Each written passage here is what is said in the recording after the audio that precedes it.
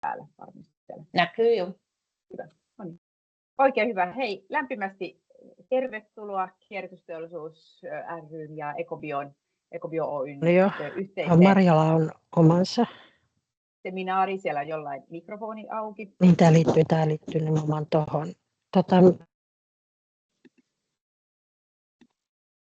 Ja joo, no niin, aloitetaanpa uudestaan. Eli lämpimästi tervetuloa Kierrätysteollisuus ry:n ja Ecobio Oyn yhteiseen webinaariin.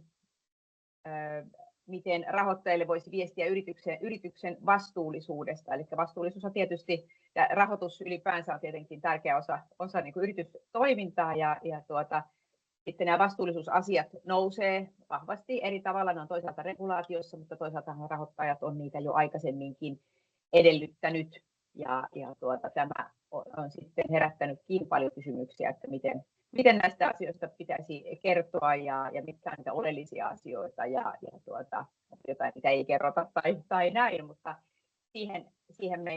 siihen saadaan kuulla kohta Pirita Mikkaselta avausta. Kierrätysteollisuus ry on toimialajärjestö, eli me edustetaan tätä yksityistä kierrätysalaa, kiertotalousalaa laajasti, eli meillä on pienistä yrityksistä isoin yrityksiin, jotka jollain tavalla on mukana lähinnä ehkä siinä kierrätysvaiheessa, missä materiaalista tulee käytön jälkeen jätteitä, niin sitten meidän toimialamme yritykset sitten niitä kuljettavat, käsittelevät, muokkaavat ja sitten ne ikään kuin lähtevät sieltä uusina materiaalina uudelleen käytettäväksi eteenpäin. Ja tämä kiertohan tietysti parhaimmillaan tapahtuu monta kertaa tai jopa loputtomasti.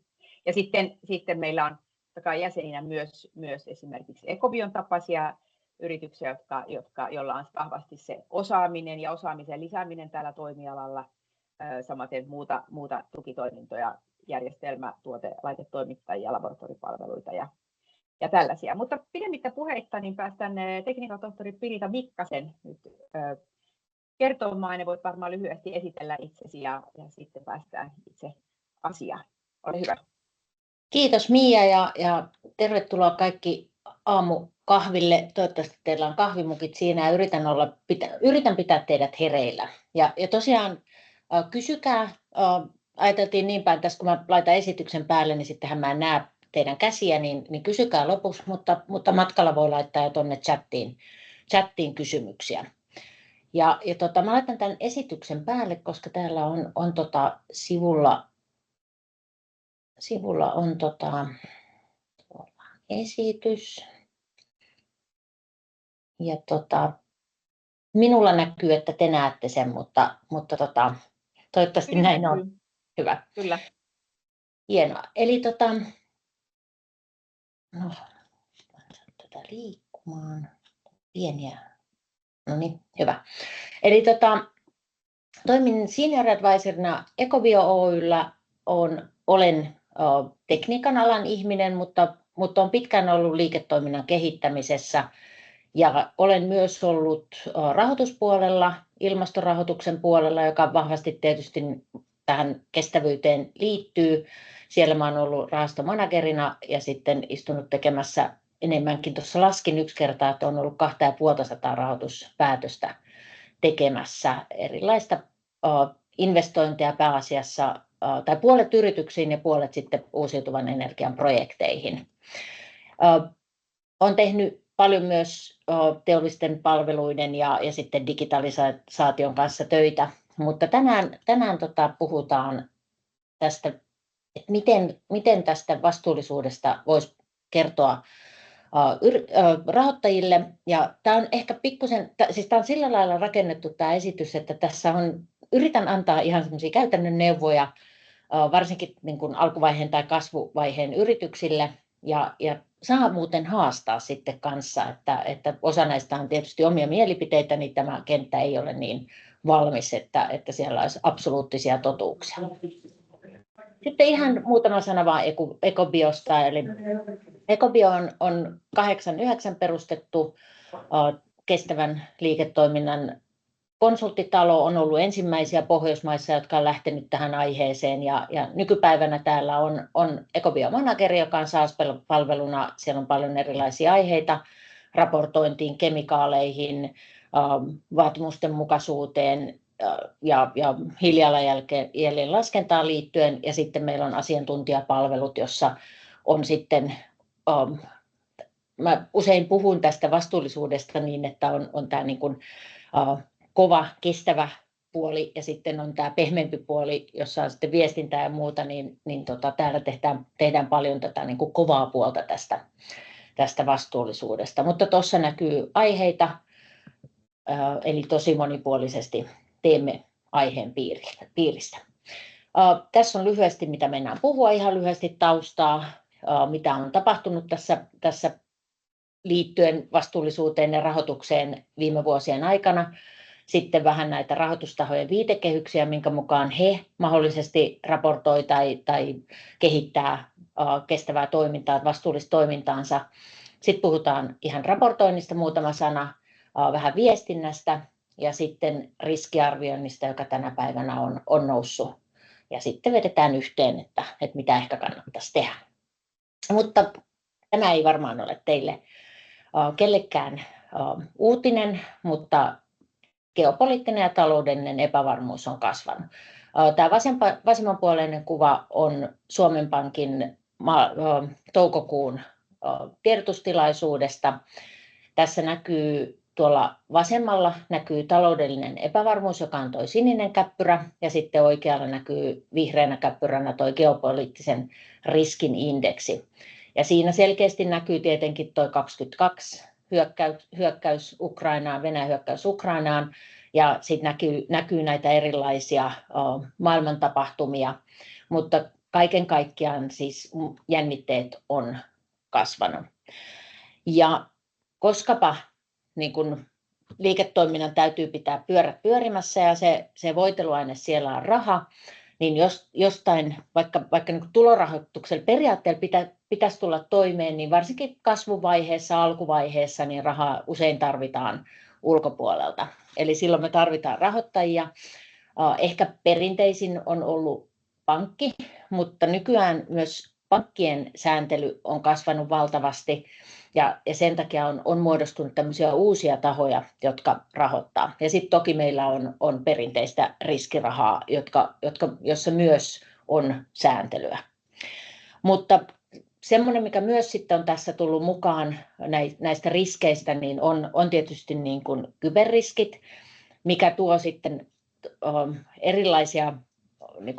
erilaisia toimia, joista yksi on sitten tietysti tämä, että Eurooppa tällä hetkellä miettii sitä, että me tuotaisiin kaikki data niin kuin Eurooppaan. Erityisesti pilvipalvelut on yksi semmoinen, että me kaikki niitä käytetään, että tuleeko siihen jotain lisäsääntelyä. Ja sitten semmoinen, mikä on myös tapahtunut, on tämä niin kuin moninapainen maailmantalous, eli meillä tapahtuu, USA on jo asettanut tulleja, eli he suojelevat omaa markkinaansa, mutta että tekeekö muut tämmöiset talousalueet sitten samaa. Ja yksi semmoinen, millä ehkä Eurooppa pystyy suojaamaan itseään, on se, että oikeasti pidetään sitten kiinni niistä vastuullisuusvaatimuksista, mitä meidän yrityksille on. Että jos tehdään julkisia hankintoja, tehdään puolustushankintoja, että onko ne sellaisia, mitkä sitten auttaa siihen, että niin kuin eurooppalaiset yritykset on paremmin kilpailukykyisiä sitten niissä kilpailutuksissa. Mutta nämä on asioita, jotka on kaikki ilmassa. Me emme tiedä, mitä tässä tapahtuu, mutta epävarmuutta on, että se on fakta. Ja tosiaan näitä uudenlaisia toimijoita on, siis kun pankkien sääntely on kiristynyt, tämmöisten niin kuin perinteisten rahoituslaitosten sääntely on kiristynyt, niin sinne on tullut tällaisia niin kuin tahoja, asiantuntijatahoja, niin kuin middlemen, jotka saattaa toimia, he saattaa saada isommankin lainan vaikka pankista ja sitten he jakaa siitä edelleen ja heitä ei ihan niin vahvat vaatimukset koske kuin pankkeja, mutta toki he joutuu sitten taas pankeille vastaamaan siitä, että mitä he on edelleen lainottanut. No, esimerkkejä sitten tämmöisistä vapaaehtoisista viitekehyksistä ja menetelmistä, joita on rahoitustahojen käytössä. tämän koko homman tämmöinen ihana piirre on tietysti nämä kaiken maailman lyhenteet. Tuossa seuraavalla sivulla käydään sitten tarkemmin vähän näitä lyhenteitä läpi. Mutta tässä on nyt sitten, tämä käyttötarkoitus on oikeastaan nyt, mennään paremmin sitten tuonne vielä lyhenteisiin, mutta kun on erilaisia viitekehyksiä, niin aina tarvitsee tietää, että mihin niitä käytetään. Ja miksi mä esittelen näitä on se, että teiltä voidaan, niin kuin yrityksenä voidaan vaatia minkä tahansa näiden viitekehysten perusteella sitä, että te antaisitte lukuja sinne sit rahoitustaholle tai he pyytää teiltä jotain raportointia sinne rahoitustaholle. Eli kannattaa varautua siihen, että rahoittaja voi pyytää vähän minkälaisella tahansa niin kuin formilla, Excelillä jollain, niin lukuja. Ja sitten niiden kaikkien laskenta ei ole ihan samanlaista. Eli tässä mennään sitten semmoisiin niin kuin yksityiskohtiin, jota siellä nämä eri ohjelmat tai viitekehykset, niin siellä on omiaan. Onneksi tuolla esimerkiksi ilmastopuolella nämä viitekehykset ja niiden laskentatavat, niin siellä on paljon samanlaista. Että ne standardit on paljon samanlaisia, vaikka ne ihan yksi yhteen kaikki ole. Tuolla luonto- ja biodiversiteettipuolella siellä vielä nämä kehittyy, nämä laskentamenetelmät. Sitten on ihan näitä kestävyyskytkettyjä rahoituksia, niin siellä voi olla esimerkiksi niin, että tulee lainaehtoihin. Siellä voi olla valmiiksi asetettuja sellaisia lainaehtoja, jotka vaaditaan, että tässä viitekehyksessä voi toimia. Sama juttu tuossa projektirahoituksen puolella. Ja sitten on näitä riskinhallinnan menetelmiä. Osa niistä on pakollisia, ne on ihan säädöksissä, ja osa sitten on tällaisia viitekehyksiä, jotka on vapaaehtoisia. Ja sitten on näitä erilaisia tavoitteen asetanta, mutta että paljon on, niitä käytetään eri tarkoituksiin ja sitten ne kattaa eri osia tästä ESG-kokonaisuudesta. Sitten tosiaan paljon asiaa, käydään tätä hetki läpi, saatte jälkeenpäin nämä, niin voitte sitten katsoa vielä tarkemmin itsekin. Eli tuossa nyt vasemmalla on ensin näitä erilaisia viitekehyksiä, nimet avattuna, suurin osa niistä en ole kääntänyt niitä, koska nuo lyhennykset on niitä, mitä usein käytetään ja ne tulee noista englanninkielisistä sanoista. Mutta kuten näkyy, niin pääpaino on hyvin erilainen ja siellä näitä voi lähestyä myös sillä lailla, että tavallaan että mihin kysymykseen nämä vastaa. Ja tuossa esimerkiksi toi PRI toisena rivillä niin kertoo, että miten sijoittaa vastuullisesti. Sitten nämä meni väärään järjestykseen, mutta ylimpänä oleva, niin sitten se on taas, että miten päästä netto nollaan. Sitten on tosiaan tämä lainat, SLLP, niin se on, että miten vastuullisuus sidotaan siihen lainaan, eli siellä on jotakin ehtoja, jotka sitoo sitten vastuullisen toiminnan tähän lainaan. Ja sitten tuolla on tuo PBAF, joka sitten taas vastaa siihen, että miten mitataan näitä luontovaikutuksia tai biodiversiteettivaikutuksia. Kohteet näissä on erilaisia. Isot pankit tai instikat, niin heillä on ehkä tämmöisiä vaativampia vaatimuksia. Ja sitten toisaalta, että kun he sitoutuu ehkä vähän varovaisemmin sen takia, että siellä sitten kun sitoudutaan johonkin, niin niissä halutaan sitten pysyä. Nämä on ihan samalla lailla kuin yrityksellä, niin nämä vapaaehtoiset, niin on brändin rakentamista ja sitten tosiaan jos puhutaan rahastoista esimerkiksi, niin sitten sehän on suoraan näille rahastoihin sijoittajille, niin se on jonkunlainen niin kuin tae siitä, että kuinka vastuullista toiminta on. Mutta viime aikoina tietenkin tässä niin kuin keskustelussa rahoituksesta niin on korostunut resilienssi ja riskinhallinta ja nämä on sellaisia, mitkä tavallaan pitäisi saada se viesti läpi, että todellisuudessa jos sulla on vastuullista liiketoimintaa, niin se on kestävää liiketoimintaa ja silloinhan sulla on se perusta tavallaan siellä resilientti. Se auttaa sua asioissa niin kuin toimitusketjun hallinta, se auttaa sua pitämään sun hyvät työntekijät siellä, jos sä pidät sen ESG:stä S:n kunnossa, otat sidosryhmät huomioon ja niin edelleen, niin tavallaan, että se on siellä perustassa, että sulla on vahva yritys ja sitten toisaalta, että kun rahoittaja rahoittaa sua, niin tämä on osa siitä, että sultakin vaaditaan sitä, niin se on osa sitä riskinhallintaa.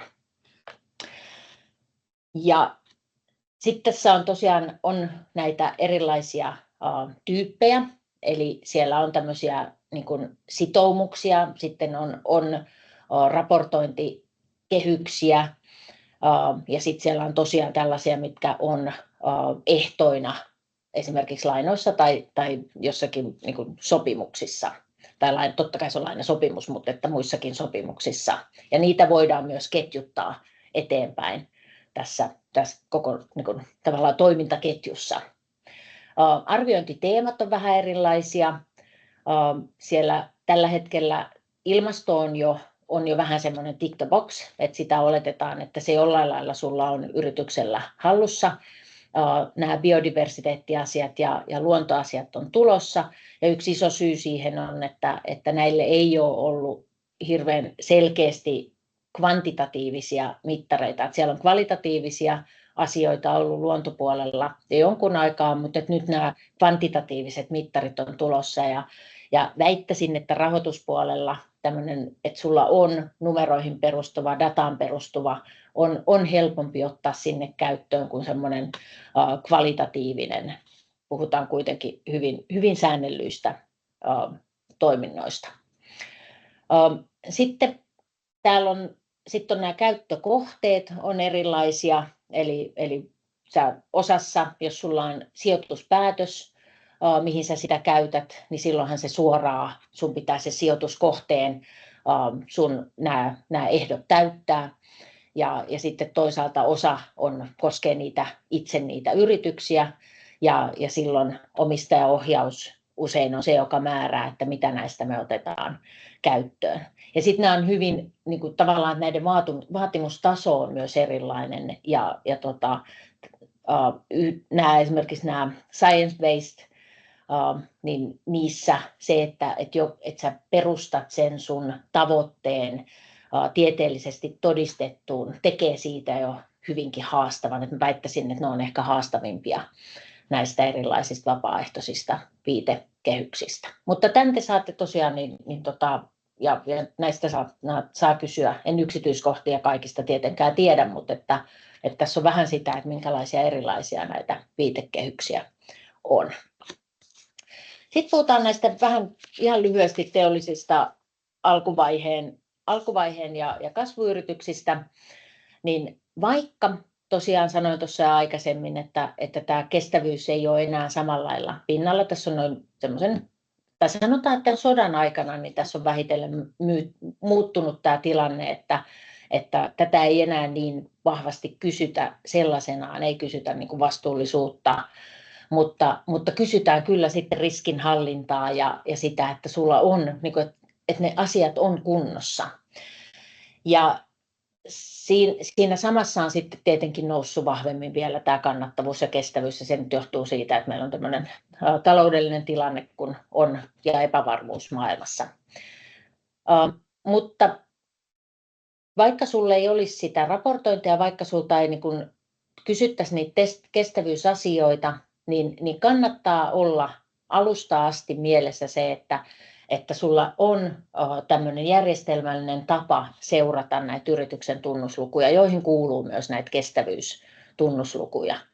Eli kannattaa aika varhaisessa vaiheessa miettiä, että mitkä ne omat kestävyyden olennaisimmat luvut on ja muodostaa alusta asti tapa seurata niitä. Eli sulla voi olla siellä kestävyys, niin kun, jos se on teollista toimintaa, niin ihan perusenergiatehokkuus, henkilöstön vaihtuvuus, tämän sun toimitusketjujen, että sä pystyt seuraamaan, että sulla on jonkunlainen läpinäkyvyys sinne. Ja nämä ovat vain esimerkkejä, mutta tietää ne, että missä ne omat merkittävämmät kestävyystekijät on. Ja sitten aika varhaisessa vaiheessa jo niin ottaa tämmöisen niin kuin varmennuksen, ei tarvitse välttämättä olla kovin niin kuin vahva varmennus, mutta ottaa siihen jonkun niin kuin kolmannen tahon tämmöisen sanity checkin mukaan. Eli että se ei ole vain niin kuin oma mielipide siitä, että mitkä on merkittävämmät kestävyystekijät, vaan ottaa kolmannen tahon ja sitten voi ottaa myös sidosryhmät siihen arviointiin mukaan. Ja sitten kun tämmöiset on järjestelmällisesti aika alkuvaiheesta asti tai kasvuvaiheesta ollut mukana, niin sitten se on helppo siitä tavallaan löytää se tiekartta siihen raportoinnin kehittämiseen. Eli siinä meillä on niin kuin paljon erilaisia just näitä raportointiasteita, mutta kuitenkin siellä on ne samat tekijät, sulla on niitä samoja kestävyystekijöitä siellä taustalla, niin aika varhaisessa vaiheessa katsoo, että ne tavat, millä seuraa, on näiden käytettyjen standardien mukaisia, ja sitten miettiä sitä, että millainen se oma kyky on ottaa niitä mukaan tähän raportointiin, että vähitellen kasvattaa sitä olennaisten raportoitavien määrää, koska sitten jos tulee niin, että ei ole juuri mitään seurattu, ei ole lukuja historiasta ja yhtäkkiä joku vaatii sitten, että nyt toivon sinulta lukuja näistä asioista, jotka on meidän niin kuin rahoittajan siellä omissa viitekehyksissä, niin sitten se on valtava työ kerätä ne yhtäkkiä ja opetella se, että miten ne standardit vaatii sulta laskentaa. Joku työturvallisuus esimerkiksi, että onko sulla nyt siellä, miten sulla on määritelty se, että mikä näkyy niin kuin poissaolon vaativana työtapaturmana ja niin edelleen. Ne on kuitenkin aika yksityiskohtaisia sitten ne standardit ja miten siellä mitataan, niin on hyvä lähteä seuraamaan niitä ajoissa ja miettiä, että miten ne etenee. No, mutta sitten mennään yhtä astetta niin kuin vaikeampaan sitten, että okei, nyt me ollaan sitten tehty itsellemme tämä jonkunlainen suunnitelma siitä, että miten raportoidaan. Ja tuolla alhaalla on nyt sitten näitä erilaisia niin kuin vaatimusasteita sille raportoinnille. Eli VSM on vapaaehtoinen pienille yrityksille ja sitten siitäkin on 2 eri astetta. Tavallaan nämä kaikki johtaa sitten tänne CSRD:hen, eli sinne pakolliseen EU-direktiivin mukaiseen raportointiin. Eli nämä tukee, jos lähtee tuolta niin kuin pienestä ja kasvattaa, niin ne tukee aina sitten toisiaan. Arvoketju on todella olennainen. Siihen tulee koko ajan enemmän, että katsotaan, että miten arvoketjussa ylös ja alaspäin sun tuotteet tai sinä toimijana siellä, että miten sä vaikutat sun tai tämän kokonaiskestävyyteen. Eli siellä on, ja sitten täällä on valtava määrä sellaisia aiheita. Tällä hetkellä on esimerkiksi tämä pakkausasetus ja tulee hiilirajamekanismeja ja muuta, että tulee valtava määrä semmoista, joka täytyy olla jollain lailla siinä arvoketjussa hallussa. Tietoa löytyy paljon, mutta että pitää tietää se, että mikä niin kuin itselle on siinä olennaista. Ja sidosryhmät sitten, että sulla on se arvoketju siinä, mutta sitten sulla on myös sidosryhmiä on muita. Sulla voi olla, että varsinkin kun mä kuvittelen niin kuin tavallaan kierrätysteollisuuden jäseniä, niin voin kuvitella, että siellä on niin kuin kunnat, kaupungit, muut tällaiset niin kuin tahot, joilla on tahtotiloja yrityksen suhteen ja sitten heidän kanssaan viestintä ja mukaanotto tähän ESG-raportointiin on suotavaa ja sieltä tulee sitten myös näitä, että mitkä on olennaisia raportoitavia lukuja. No sitten meillä on vielä toki täällä tämä kokonaisuus niin on aikanaan rakennettu rahoittajia varten. Ja se on koko ajan menossa kohti digitalisaatiota. Sen takia se, että varhaisessa vaiheessa luo tämän riittävän digitaaliseksi, niin jossain vaiheessa meille tulee tämä ESAP, eli European Single Access Point, ja tarkoittaa sitä, että kaikki, kun meillä on standardi, jolla raportoidaan, eli ESRS, ja sitten siihen päälle tulee tagit, eli silloin näistä tulee läpinäkyviä ja vertailukelpoisia, ja sitten jossain vaiheessa ne tulee sitten, tai suunnitelma on se, että meille tulee tämmöinen niin kuin eurooppalainen tapa vaihtaa tietoa tästä, ja PRH on siinä tämä suomalainen niin kuin viranomainen, jonka kautta tavallaan tämä sitten toimii. Mutta ajatuksena on se, että meillä olisi kaikilla eurooppalaisilla yrityksillä tägätyt tiedot, jotka olisi vertailukelpoisia ja saatavissa sitten tarpeen mukaan.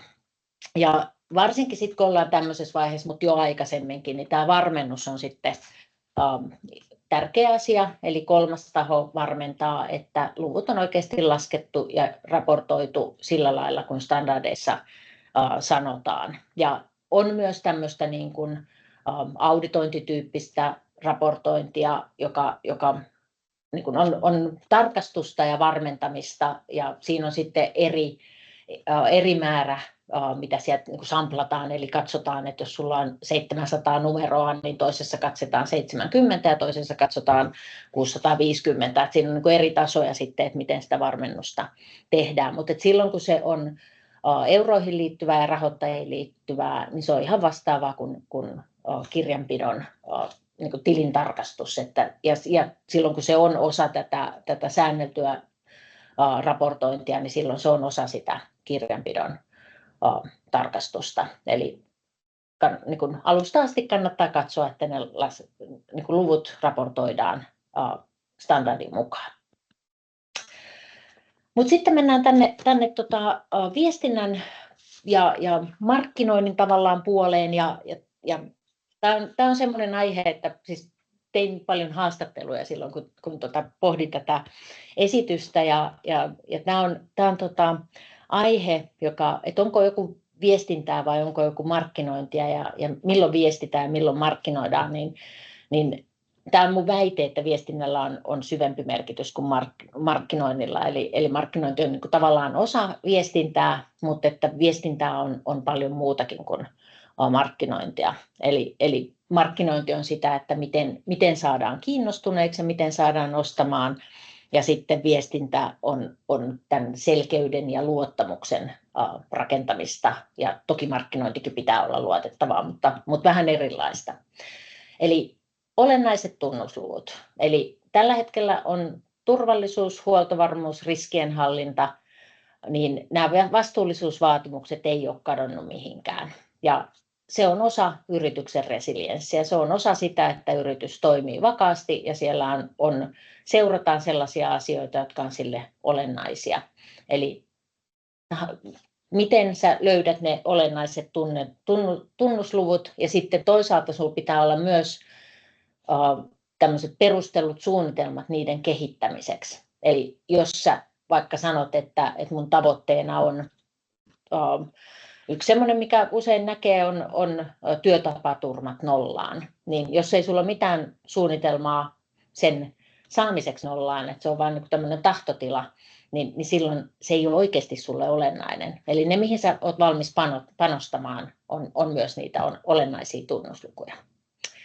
Sitten täytyy todistaa, eli jos sä viestit jotain lukuja, niin hankit todisteet niiden tueksi. Eli silloin kun sä viestit niin kun jotakin kehitystä, eli meidän hiilijalanjälki on tippunut 70%, niin silloin täytyy olla todisteet sen näyttämiseksi, että näin on tapahtunut, ja sitten tosiaan mielellään standardien mukaiset, ja kannattaa myös varmentaa. Eli että vaikka sä menisit tämän VSM:n mukaan, vapaaehtoisen vastuullisuusraportoinnin mukaan, niin senkin voi varmentaa. Eli silloin kolmas taho sanoo, että kyllä olet standardin mukaan raportoinut, ja nämä luvut, mitä raportoit, niin on laskettu oikein.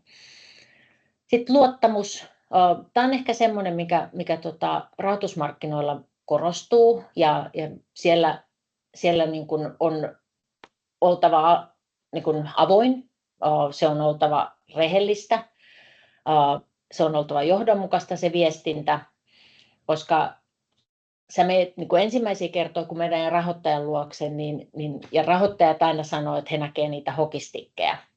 Ja he osaa sen hokistikin pään sieltä leikata pois ja miettiä, että mitä tämä todellisuudessa on. Mutta jos se hokistikki joka kerta muuttuu, niin he ei kauhean montaa kertaa usko sitä tarinaa sieltä yrityksestä. Mutta se on sama asia näiden niin kuin vastuullisuus- tai kestävyyslukujen kanssa. Että jos sä menet sinne joka vuosi sanomaan, että ensi vuonna meidän energiatehokkuus on parantunut, ollaan puoleen tiputettu energian kulutus per tuotettu yksikkö.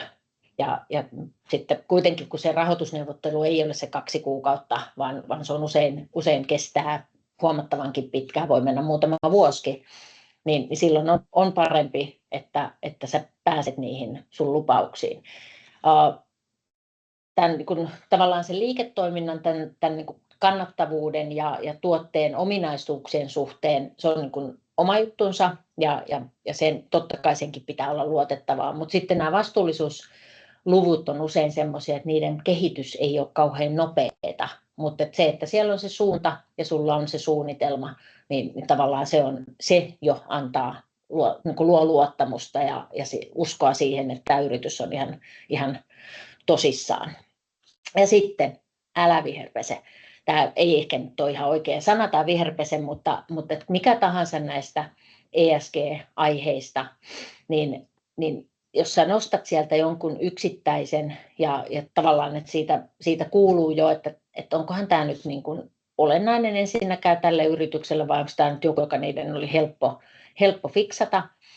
Ja sitten se, että jos sun yrityksen se olennaisuus, mutta sitten vielä, että jos sä kovasti puhut siitä, että mun ilmastovaikutukset saan ne tästä napsautettua nolliin ja sitten samaan aikaan, vaikka siellä on ihan selkeitä luontovaikutuksia, niin ei myöskään pidä niin tämmöistä mielikuvaa sitten viedä, että jotenkin me viherryttiin tässä vain niiden ilmastoaiheiden takia.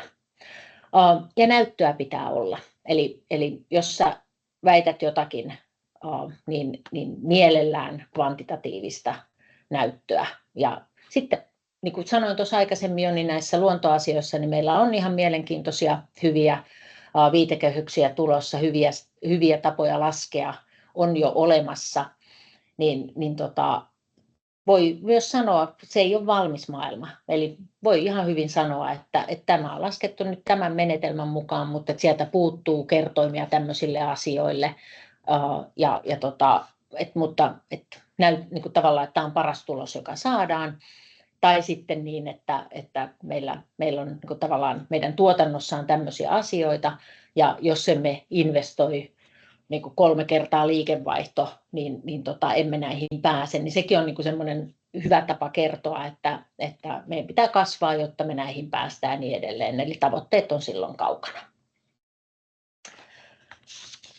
Ja sitten vielä riskinhallinnasta. Eli tosiaan nämä taloudelliset riskit, nehän on tietenkin rahoittajille jokapäiväistä asiaa, mutta että siellä on paljon muitakin riskejä, joita arvioidaan. Ilmastoriskit tosiaan, niille rupeaa olemaan jo laskentatapoja. Geopoliittiset riskit on ollut pitkään ja tällä hetkellä, niin kuin näytin tosi ihan alussa, niin niitä on paljon ja ollaan aika epävarmassa tilanteessa. Toimitusketjujen haavoittuvuus, toki se on osittain ilmastoriskiä, mutta siellä on myös paljon muita tekijöitä ja tästäkin ollaan saatu kokemuksia tässä ihan viime vuosina.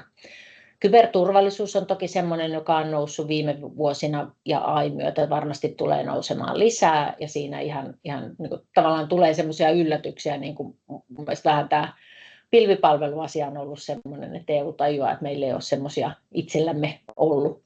Ja sitten sosiaaliseen vastuuseen liittyviä tekijöitä, jotka nämä on toinen, paitsi nämä luontoasiat, niin sosiaalisen vastuun asiat on myös välillä hankalasti mitattavia, mutta tämmöisiä arvioidaan. Tämä vastuullisuus ei ole vain eettisiä kysymyksiä, vaan se on oikeasti niin kuin strateginen keino vahvistaa yrityksen resilienssiä.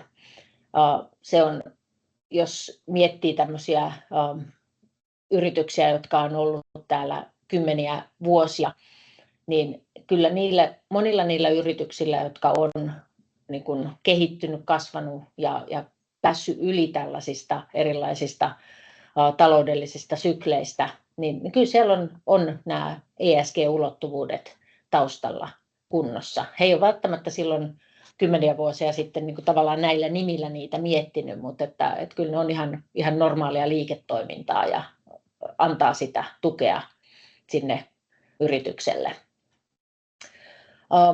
Sitten näissä CSRD, eli näissä raportointivaatimuksissa, niin tulee tämmöinen yleiskuva kaikista fyysisistä riskeistä, mutta sitten myös näitä siirtymätapahtumavaiheita täytyy arvioida. Eli siellä taloudellista olennaisuutta arvioidaan. Tämä on ehkä semmoinen, missä on perinteitä enemmän, mutta sitten myös näitä vaikutusolennaisuuksia, eli ihmisiin, ympäristöön ja yhteiskuntaan vaikuttavia asioita. Tämä on ehkä semmoista niin kuin enemmän uutta, joka on tullut vahvemmin sitten mukaan tähän arviointiin. Ja sitten niin kuin rahoituspäätösten yhteydessä voidaan tehdä tämmöinen ESG due diligence, jossa sitten arvioidaan näitä, niin kuin, että miten nämä erilaiset riskit vaikuttaa sen yrityksen arvoon, totta kai toimintaan ja sidosryhmiin, mutta että sit siinä on myös tämmöinen, että onko yritys miettinyt, että miten näitä niin kuin uuden tyyppisiä riskejä hallitaan. Ja sitten pankeilla on ihan vaatimus, että täytyy arvioida myös näitä fyysisiä riskejä. Tulvat, kuivuut, myrskyt on asioita, jotka on lisääntynyt ilmastonmuutoksen myötä, mutta sitten myös luonnon monimuotoisuuden heikkeneminen, niin nämä on uusia asioita, joilla ei ole tosiaan sitä mittaristoa ollut sillä lailla, että nyt näitä on tullut ja niitä pystytään kvantitatiivisemmin arvioimaan. Sitten on nämä siirtymäriskit, ja tämä on ehkä semmoinen, mikä tavallaan on ollut mukana jo aikaisemminkin rahoituksen arvioinnissa, mutta näillekin on tullut nyt uusia tai niin kuin selkeimpiä tapoja ja vertailukelpoisimpia tapoja arvioida näitä. Ja sitten toki pitää myös sitten miettiä näitä pidemmän aikavälin riskejä, ja ilmasto ja luonto, niissä on esimerkiksi tällaisia, että miten ilmasto vaikuttaa sun yrityksen toimintaan ja 5 vuoden, 10 vuoden kuluttua. Mennään tietysti niin kuin aiheessa, jossa tämä niin kuin ilmastonmuutoksen, miten ilmasto muuttuu, on jo oma asiansa, miten sitä arvioidaan, mutta siellä on jo selkeitä asioita, joiden suhteen sun pitää pystyä miettimään sun yrityksen toimintaa. Ja luontoriski sama juttu. Ei ehkä sanotaan, että on astetta vielä niin kuin epävarmempaa se, että mitä siellä on tapahtumassa. Siis se on ihan selkeää, että mitä siellä on tapahtumassa, mutta se, että millä nopeudella ja miten sä voit omaa toimintaa sitä vastaan miettiä, niin toki tämä niin kuin on tuolla elintarviketeollisuudessa, metsäteollisuudessa, niin on jo semmoinen asia, jota on pidempään mietitty, mutta että tulee nyt muillekin toimialoille sitten mietittäväksi. Mutta sitten näitä riskejä voi arvioida erilaisilla viitekehyksillä, ja sitten kunhan nämä tulee sitten sellaisissa muodoissa yritysmiettineeksi, jotta ne on sitten myös esitettävissä eteenpäin sinne rahoittajille. Niin sen takia tavallaan tämä, puhun näistä, mitä rahoittajat miettii, koska sitten taas ettei tule sellainen tilanne, että joutuu kauheasti valmistelemaan uutta materiaalia vaan niitä rahoittajia varten, vaan kannattaa aika alusta asti miettiä myös siltä kannalta, että miten he miettii tätä asiaa, niin se helpottaa sitä omaa tekemistä. Ei tule semmoista valtavaa pumpsia kerralla sitten mietittävää. Mutta sitten yhteenveto. eli ihan perustekemistä. Raportointi kuntoon, perusraportointi, siellä läpinäkyvää, vertailukelpoista ja varmennettua. Ja miettiä se, että mitkä ne olennaiset omat mittarit on, miten ne on kehittynyt ja sitten nämä tulevaisuuden kehityssuunnitelmat. Ja sitten jos rahoittajille puhut, niin tarkasta vielä kerran, että ne esitykset on luotettavia ja selkeitä, koska sitten siellä rahoittajan puolella ei välttämättä istu ihminen, joka tietää sun yrityksen luontovaikutuksista niin kuin tavallaan siellä syvällisellä tasolla, niin sitten se mitä sä esität, niin luultavasti se menee sitten heidän puolellaan jonkun vielä asiantuntijan arvioitavaksi, mutta että siinä vaiheessa kun sä sen esität ja kun se menee eteenpäin, niin se on parempi kerralla olla oikein. Eli senkin takia tämä varmennus tai kolmannet silmät on hyvä olla mukana. Sitten voi katsoa tosiaan sen rahoitustahon strategiaa ja sitä omaa brändiä, eli mitä se rahoitustaho käyttää omana viitekehyksenä.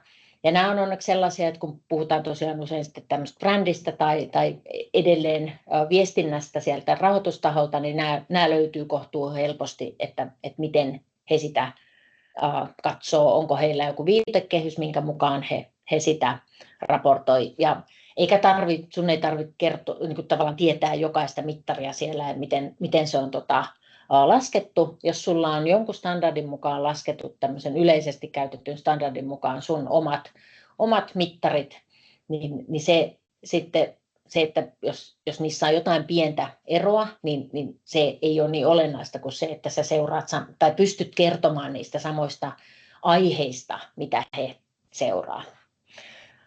Sitten tietenkin tämä riskinarviointi, eli perusteellinen ESG, eli kaikki nämä ESG-ulottuvuudet arvioidaan osana riskinarviointityötä ja sitten myös nämä hallintakeinot. Ja siellä tosiaan joudutaan sitten menemään erityisesti ilmasto- ja luontoaiheissa niin 5-10 vuoden päähän. Ja siis asioita, vaikka ne kuulostaa, että miten ilmasto vaikuttaa mun yritykseen. No, voi tulla yllätyksenä, että yrityksen toimitilat tai tuotantotilat onkin vaikka tulvauhka-alueella. Ei tänä päivänä, mutta 5 vuoden kuluttua ja mahdollisesti on todennäköistä, että siellä tulvii, jolloin tavallaan, että no mitäs me sitten tehdään, jos meillä tulva on täällä, mitä me tehdään meidän tuotannolle, täytyy olla joku hallintakeino aiheelle.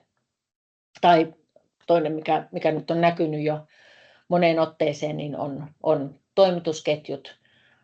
Sulla voi olla ääreviä sääilmiöitä, minkä takia sitten ei laivaliikenne kulje samalla lailla tai muita tällaisia, jotka pitää sitten ottaa huomioon ja miettiä, että miten tämän kanssa pärjätään. Tai sun merkittävä alihankkija, niin kuin sanotaan, että vaikka Aasiassa ei ole arvioinut tulvariskiä ja sitten siellä tapahtuukin tulva ja näin, niin sun täytyy niin kuin itse miettiä sinne pidemmälle siellä sun toimitusketjussa asioita.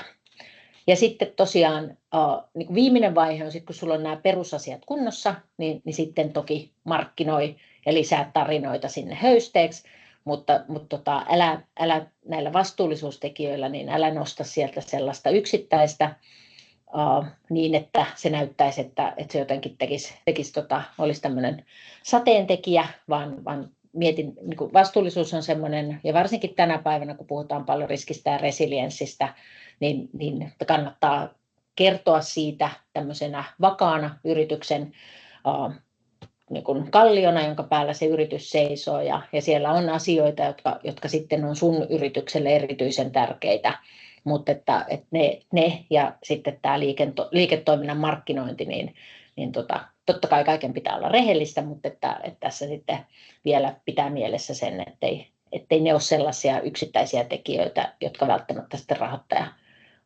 ostaisi. Tämmöinen oli tarina tänään ja nyt saa mielellään kysyä tai kommentoida ja haastaa. Mä laitan tämän esityksen nyt pois ja Mia varmaan laittaa tuon nauhoituksen myös. Joo, kiitos paljon Pirita. Ja mä tosiaan katsoin, että kysymyksiä ei mun nähdäkseni tuonne chattiboxiin ole tullut, mutta